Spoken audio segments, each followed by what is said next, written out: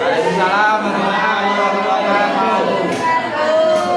Baik, saya Widya Astuti dari Prodi Perbankan Syariah semester 5 dengan NPM 2311-329. Mata kuliah Ayat dan Hadis Ekonomi. Dosen pengampu Ibu Nur Alfi Khotamin MHI. Saya di sini akan menjelaskan artikel jurnal artikel saya yang berjudul Pengaruh Pemahaman Ayat dan Hadis terhadap Keberhasilan Usaha Mudharabah. Jadi hasil dari pembahasan ini dari definisi akad mudharabah sendiri itu adalah perjanjian kerjasama dalam ekonomi syariah antara dua pihak, yaitu sohibul mal dan mudharib.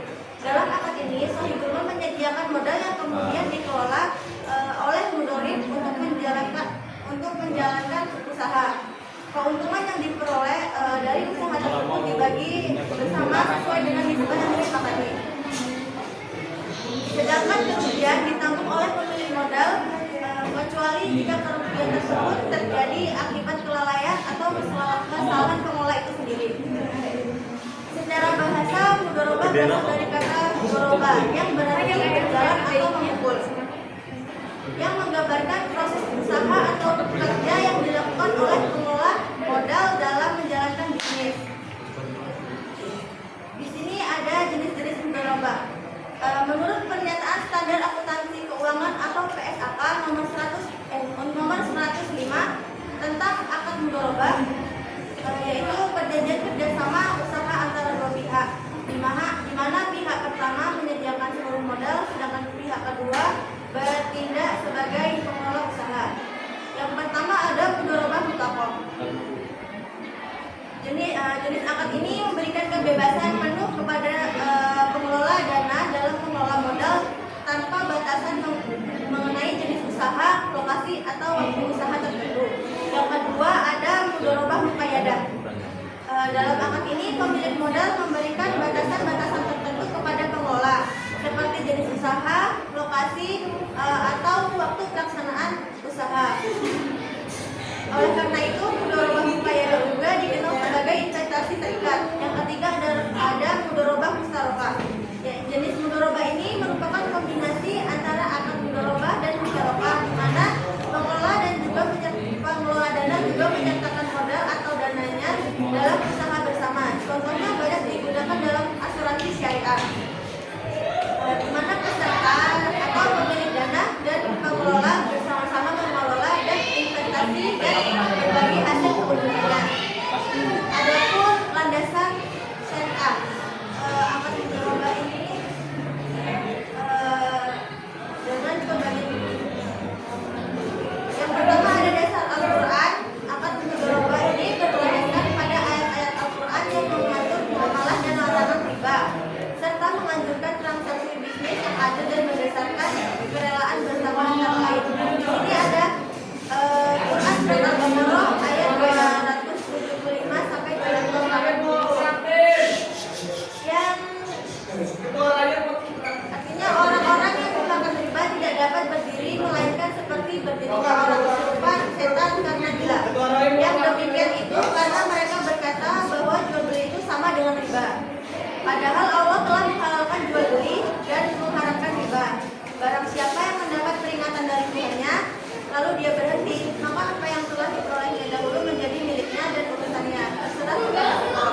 Barang siapa yang mengulangi, maka mereka itu penghuni neraka, mereka kekal di dalamnya. Adapun Quran surat Al-Muzammil ayat 20, dia mengetahui akan diantara kamu orang-orang yang sakit dan orang-orang yang berjalan di muka bumi untuk mencari sebagian karunia Allah dan orang-orang yang lagi berperang di jalan Allah.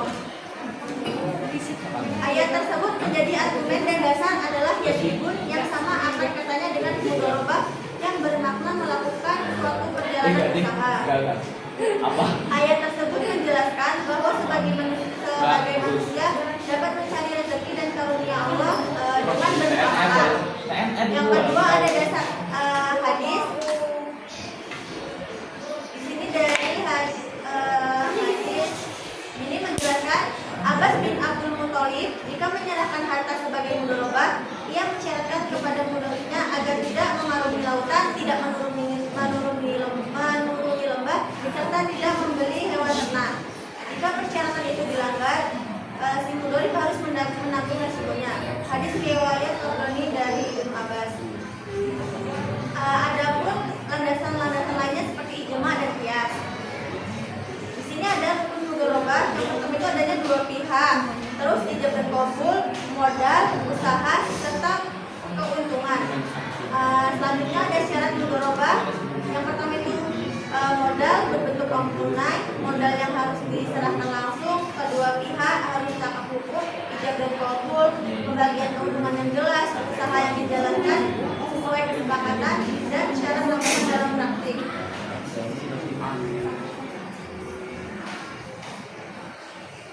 Jadi kesimpulannya berdasarkan hasil ini jurnal saya yang dilakukan melalui Mustafa, dapat disimpulkan bahwa pemahaman terhadap ayat-ayat Al-Quran dan hadis Nabi Muhammad SAW memiliki peran yang sangat penting dalam keberhasilan usaha mudharabah.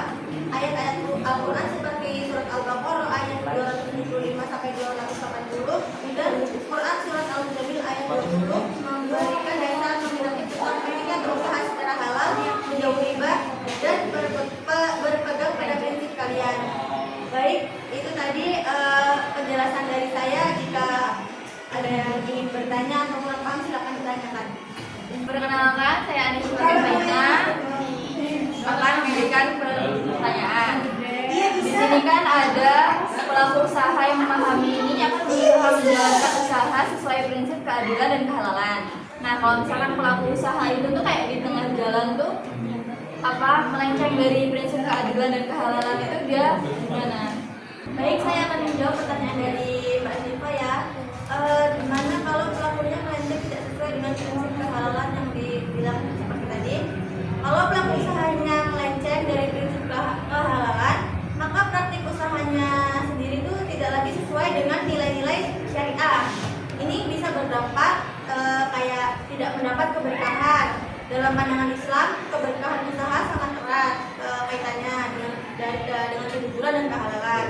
Ada lagi dia merugikan pihak lain, itu seperti usahanya yang tidak adil atau tidak halal yang bisa menyebabkan kerugian bagi konsumen, pengusaha maupun masyarakat secara umum. Ada lagi dia itu melanggar hukum syariah. Jika pelaku usaha tetap mengaku menjalankan prinsip syariah, tapi kenyataannya melanggar, maka itu bisa dianggap sebagai bentuk penipuan atau manipulasi. Ada juga kehilangan kepercayaan. Jadi konsumen dan investor yang peduli terhadap prinsip syariah bisa kehilangan kepercayaan terhadap usaha tersebut.